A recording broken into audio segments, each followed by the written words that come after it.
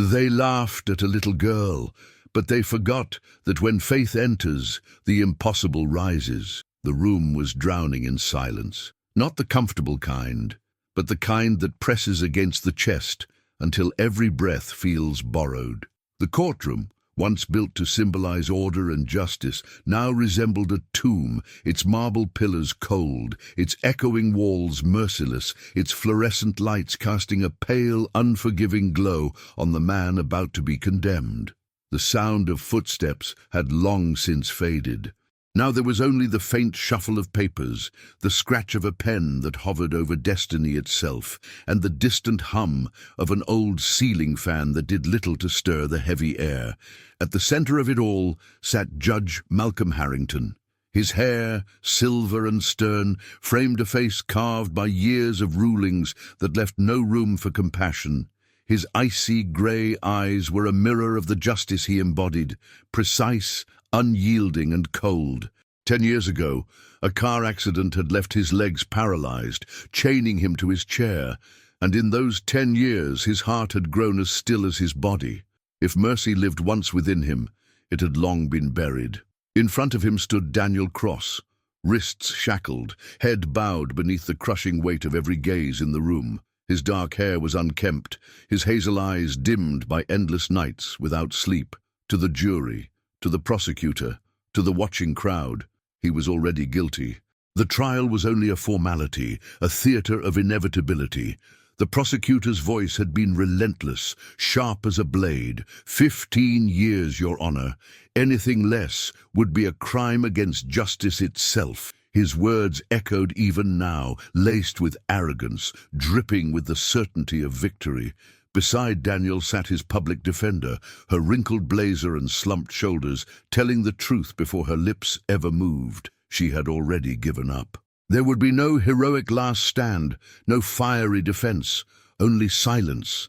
And so the gavel hovered, suspended in time, ready to crash down and seal Daniel's fate. The audience held their breath. Some leaned forward with anticipation.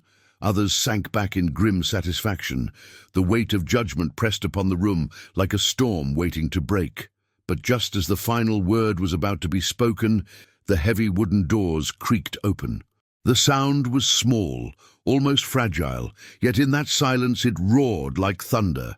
Heads turned, whispers stirred, and in that instant, the story no one expected began to unfold, because Faith had just walked into the courtroom.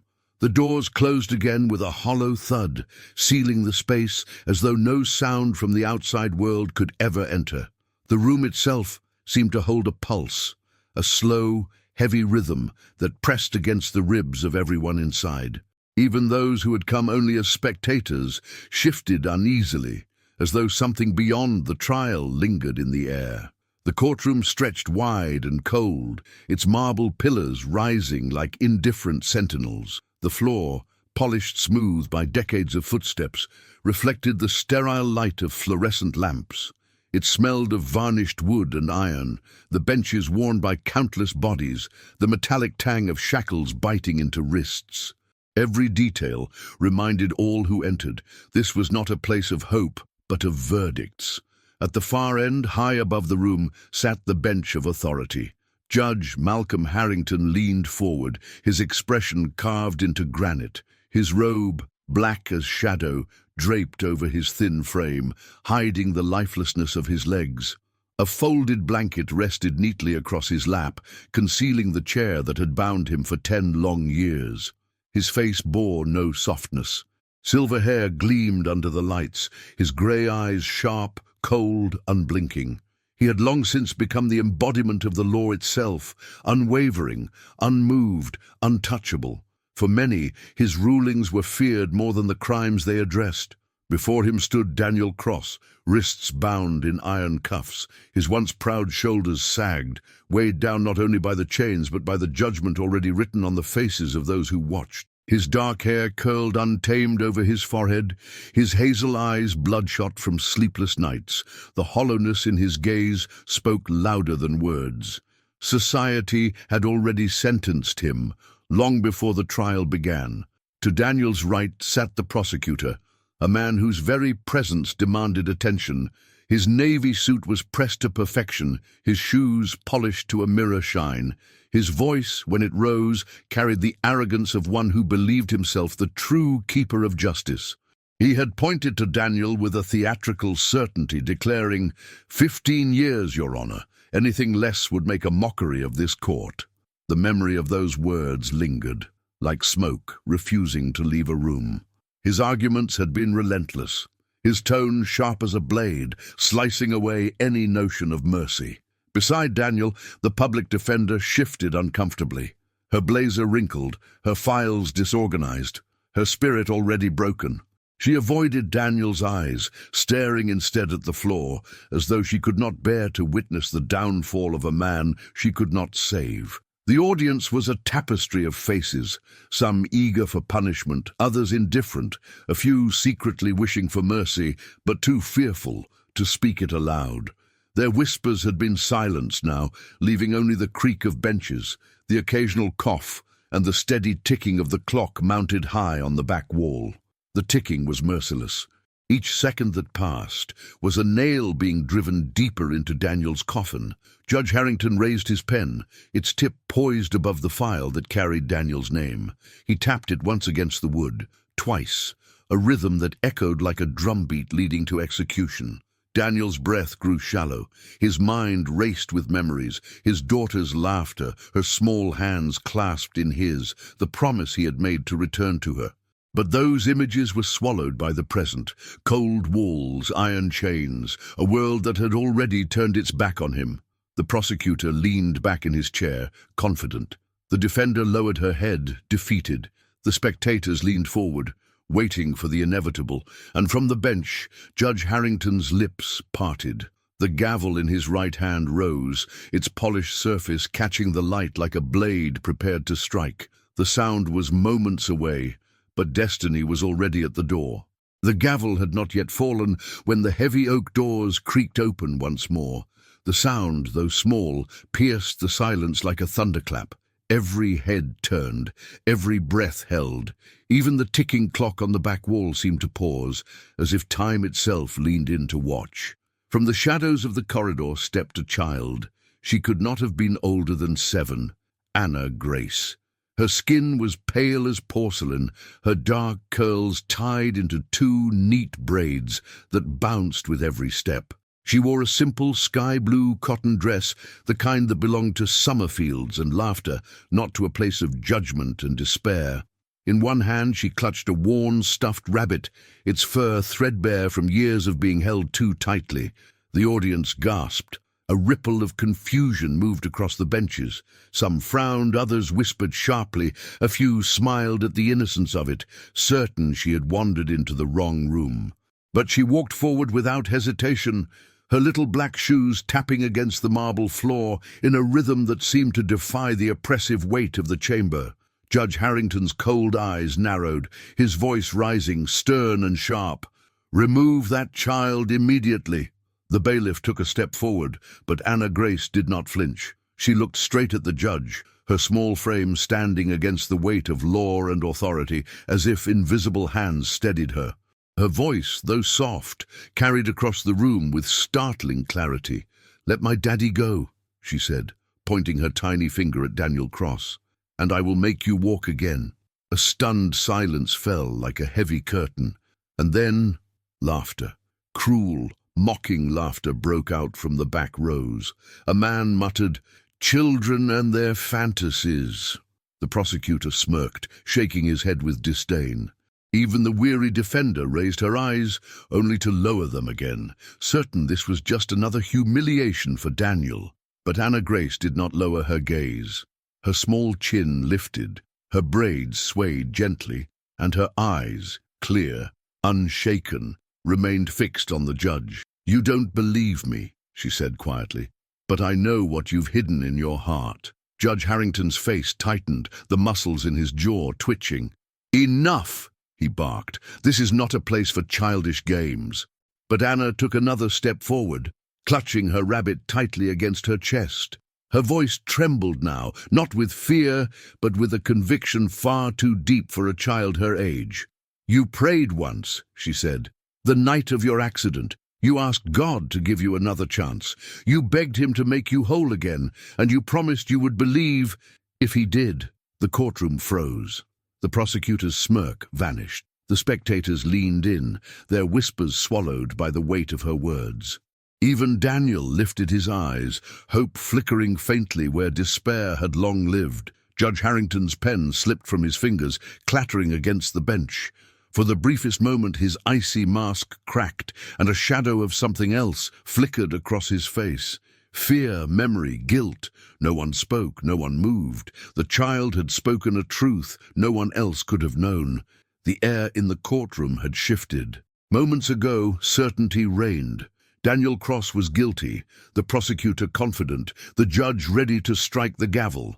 But now, all of it had cracked, undone by the soft yet unyielding voice of a child. Judge Harrington gripped the bench, his fingers curling like claws against the polished wood. His grey eyes blazed, though beneath the fire flickered something far more fragile. "Enough of this nonsense," he thundered, his voice booming against the stone walls. "This is a court of law, not a theatre for childish imagination." But Anna Grace did not move. Her small frame stood steady, as though an unseen force rooted her to the ground. Her braids rested on her shoulders, her stuffed rabbit dangled at her side, and her eyes glistened not with fear, but with compassion that pierced deeper than any accusation. "It's not imagination," she whispered. "It's the truth. God still hears you, even if you stop talking to him." A murmur spread across the gallery. Some spectators scoffed, rolling their eyes at the audacity of the child. Others shifted uneasily, as though her words stirred something long buried within their own hearts. The prosecutor stood abruptly, his polished shoes striking the marble floor. "Your Honor, I object to this charade. This child is clearly confused. Shall I have her removed?" But Harrington did not answer. His jaw clenched, his breath shallow. Anna Grace's words echoed in his chest, like a bell tolling in a cathedral he had abandoned years ago. She stepped closer, her small shoes tapping softly, each step magnified in the silence. "You told him you would believe," she continued, her voice rising just enough for the whole room to hear. "But when your legs didn't move, you stopped trusting. You locked your heart like you locked yourself to that chair." Gasps rippled across the benches. Faces turned to the judge, waiting for his denial, waiting for his thunderous dismissal, but none came. Instead, Judge Harrington's face darkened, his hand trembled against the wood. For the first time in 10 years, he looked less like the stone figure of justice, and more like a man, haunted, fragile, undone. "You presume too much," he growled, though his voice cracked under the weight of unspoken truth. Anna did not flinch. "I don't presume, I believe." Her voice, though soft, struck like a hammer. "And belief is stronger than fear." Daniel Cross, silent until now, lifted his eyes toward the judge. For the first time, the chains around his wrists felt lighter, not because they were gone, but because hope had slipped back into his heart. The prosecutor slammed his hand on the table, desperate to break the spell. "This is absurd. The court cannot be swayed by fairy tales and children's fantasies." But his words fell flat. The atmosphere had changed. Something unseen lingered in the room, pressing against every heart, demanding to be acknowledged. Judge Harrington opened his mouth to speak, to restore order, to crush this moment of faith, but the words refused to come. His lips moved, but no sound followed. His authority, once unshakable, had been silenced by the innocence of a child. The courtroom held its breath, and in the silence, something greater than law began to rise. The silence in the courtroom grew heavier, as if the very walls were leaning in to listen. Judge Harrington gripped the bench with both hands, his knuckles bone-white beneath his pale skin. His jaw was set, his eyes burning with defiance. Yet, beneath the mask of authority, something was cracking. "Remove her!" he barked at last, his voice straining, almost desperate. The command echoed hollowly. The bailiff hesitated, his eyes darting between the trembling judge and the fearless child who stood before him. Something about this moment made even seasoned officers pause. Anna Grace clutched her stuffed rabbit tighter, her little fingers digging into its faded fur.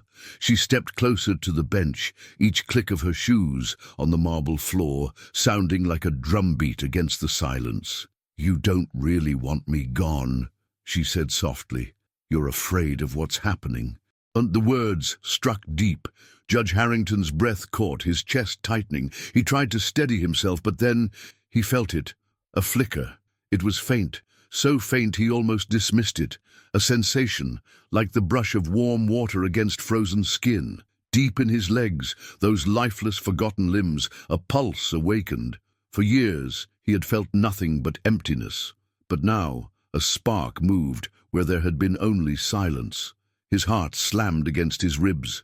His rational mind screamed that it was nothing, a phantom sensation, a cruel trick of nerves. But the warmth grew, spreading like a fire that refused to be ignored. The gavel slipped from his grasp and struck the desk with a sharp crack, startling everyone. The sound echoed like a warning shot, but Harrington's eyes were wide, his composure faltering. The prosecutor rose, his voice sharp, filled with frustration. "Your Honor, this has gone far enough. We cannot allow this mockery to continue." But no one was listening to him. All eyes were on the judge. Anna Grace tilted her head, her braids swaying gently as she looked at him with eyes too knowing for her years. "He's already started," she said, her voice trembling yet strong. "You can feel it. Don't fight it." Harrington's hands trembled as he gripped the wood tighter. He wanted to deny it, to shout her down, to silence the voice that stripped him bare.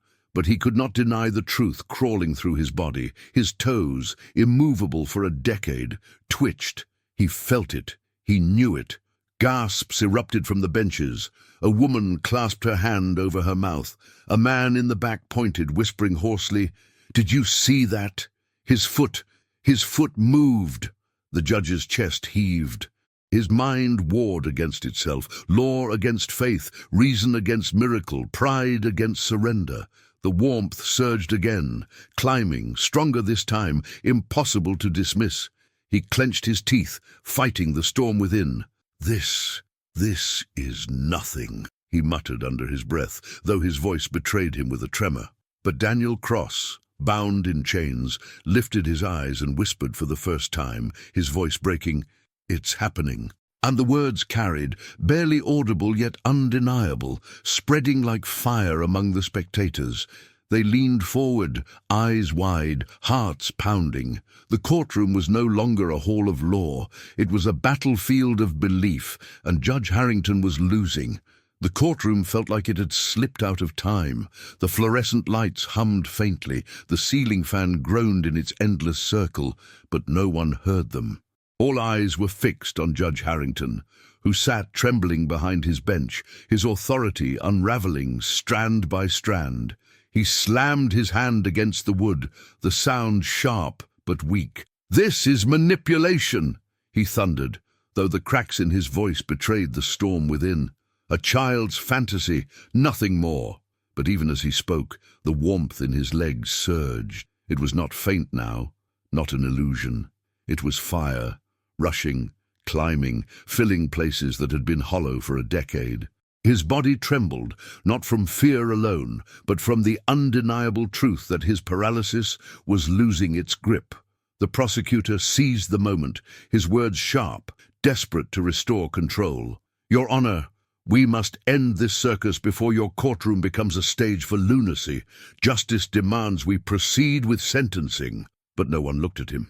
Even the clerk, pen frozen above the page, stared only at the judge. Anna Grace stepped forward again, her little shoes tapping softly, steady against the storm. Her rabbit swung gently at her side, her eyes never leaving Harrington's. "You can call me a liar," she said, her voice trembling with emotion. "But you can't call God a liar. He keeps his promises, even the ones you've tried to forget." The judge's breath caught. The memory hit him like a blow. The twisted metal, the flashing lights, the unbearable silence of legs that no longer moved. And his own voice, broken and desperate, whispering into the night, "God, if you give me another chance, I'll believe." Tears burned at the corners of his eyes, though he blinked them away furiously. "Enough," he whispered, but the word sounded more like a plea than a command. Anna's voice grew stronger. You think justice makes you strong, but it made you hard, and now God is breaking that hardness. Can't you feel it? The gallery erupted in murmurs, some gasping in awe, others shaking their heads in denial. A woman clutched her rosary. A man covered his mouth, his eyes wide. The atmosphere was charged, alive, trembling with something no law could contain. Harrington tried to grip the bench, tried to cling to the last remnants of control. But then it happened. His toes curled, his foot pressed against the floor. The undeniable movement shattered every wall he had built inside. Gasps filled the room. He moved, someone shouted. Another cried, It's real, it's happening. The prosecutor's voice cracked with desperation. It's nerves, a trick of the body, nothing more. But even he could hear the hollowness of his words. Anna Grace lifted her face, tears glistening now. You are not being mocked, she said softly. You are being loved back to life. The judge's chest heaved. His lips trembled. The fire was no longer something he could deny. It consumed him, demanding surrender. And in that moment, for the first time in 10 years, Judge Harrington's heart broke open. The courtroom was silent, but it was not the silence of order. It was the silence of awe, heavy and electric, as if the very air vibrated with something unseen. Every eye was locked on the bench where Judge Harrington sat, trembling, his face pale, his hands clinging to the wood as though the world itself were slipping from beneath him. His breaths came sharp and uneven, sweat gathered at his temples, rolling down to his jaw. For 10 years his body had been a prison, his legs lifeless weights chained to the chair. But now a storm of fire rushed through him. It started in his feet, curling his toes. Then up through his calves, a strength foreign yet familiar. His knees trembled as sensation returned, not in faint whispers, but in undeniable waves. He gasped, staring down at himself, as though his body had become a stranger reborn. The gavel slipped from his hand and struck the floor with a hollow crack that echoed through the chamber. The sound snapped every spectator to full attention, their whispers dying into stunned silence. Harrington's fingers pressed into the armrests. Slowly, shakily, he pushed himself upward. The muscles of his arms strained, his body swayed, and then, for the first time in 10 years, he rose. The chair that had held him captive creaked as though groaning in protest, abandoned at last. His black robe shifted around him, falling straight as his spine lengthened. He was not steady, not yet, but he was standing. Gasps erupted from the benches. Some cried out in disbelief, others fell to their knees. A woman sobbed openly. A man shouted, "It's a miracle!" The sound swelled, a wave of shock and tears and holy fear that swept across the room. The prosecutor stumbled backward, his composure shattered, his eyes wide with terror. The defender covered her mouth with trembling hands, tears streaming silently. And Daniel Cross, chains still on his wrists, looked up at the judge with eyes that glistened with a hope he had thought forever lost. Judge Harrington swayed, his legs trembling under the weight of their own resurrection. He raised his hands as though to steady himself, and then, unable to contain it, a sob broke free from his chest. Tears spilled down his weathered face, falling onto the robe that once symbolized his cold justice. His lips trembled, but his voice finally came, weak and raw. "After all these years, he heard me." Anna Grace stood at the foot of the bench, her stuffed rabbit clutched to her chest. She did not smile, did not boast. She simply lifted her gaze toward the ceiling, as though she knew the miracle had never been about her. The courtroom, once the coldest place of judgment, had become holy ground. And yet, the story was not finished. For while the judge had been set free from his own prison, Daniel still stood bound in chains. The room still trembled with awe, every soul caught between disbelief and reverence. Judge Harrington stood, his body quivering but upright, his breath coming fast as though each inhale was a prayer. For 10 years he had been a prisoner of paralysis, but the chains around his legs had fallen. Now his eyes turned toward Daniel Cross. The man still stood bound, iron cuffs digging into his wrists, his hazel eyes wide with wonder and wet with unshed tears. The miracle before him was undeniable, yet he was still a captive, condemned by lies, shackled by injustice. Harrington steadied himself, his hand gripping the bench, but his voice, though raw and trembling, cut through the chamber with authority reborn. "Bring me the case files." The prosecutor froze, his face pale. "Your Honor, now." The word thundered not from the authority of the law, but from something deeper, something divine. The clerk rushed forward, arms heavy with the thick stack of papers, and set them on the bench. Harrington's trembling fingers opened the files, page after page, rustling beneath his touch. His eyes scanned the lines he had once read with indifference, but tonight, under the weight of truth and grace, he saw clearly. Contradictions leapt from the ink, witness statements bent out of shape, evidence tampered with, lies woven into the tapestry of guilt. His chest tightened, not from pain, but from the realization that the court he had ruled with iron had nearly crushed an innocent man. Daniel lowered his gaze, unable to hope, unable to imagine freedom after so much despair. But then the judge raised his head, his voice shook, but his words carried the fire of conviction. "This man is not guilty." Gasps erupted. The audience broke into chaos, some cheering, some weeping, some stunned into silence. The prosecutor leapt to his feet, his polished veneer gone, his voice shrill. "Your Honor, you cannot simply overturn." But Harrington's hand slammed down, not with a gavel, but with the strength of a man restored. "I can, and I will, because justice without truth is no justice at all." The bailiff, hands trembling, stepped forward with the keys. Every sound in the chamber fell away as the lock turned and the cuffs clattered to the floor with a metallic crash. For a heartbeat, the room was silent. Then Anna Grace ran forward. Her rabbit slipped from her hand, forgotten, as she leapt into her father's arms. Daniel bent low, his chains gone, and caught her in an embrace that shook his entire body. His tears fell freely, soaking her blue dress as her small arms wrapped around his neck. "You believed when I couldn't," he whispered, his voice breaking. She smiled through her tears. "I just knew God wasn't finished." The gallery wept openly. Some clapped, others bowed their heads in reverence. Even the defender, long silent, pressed a trembling hand to her lips as tears streaked down her face. Judge Harrington wiped his own tears with the back of his sleeve.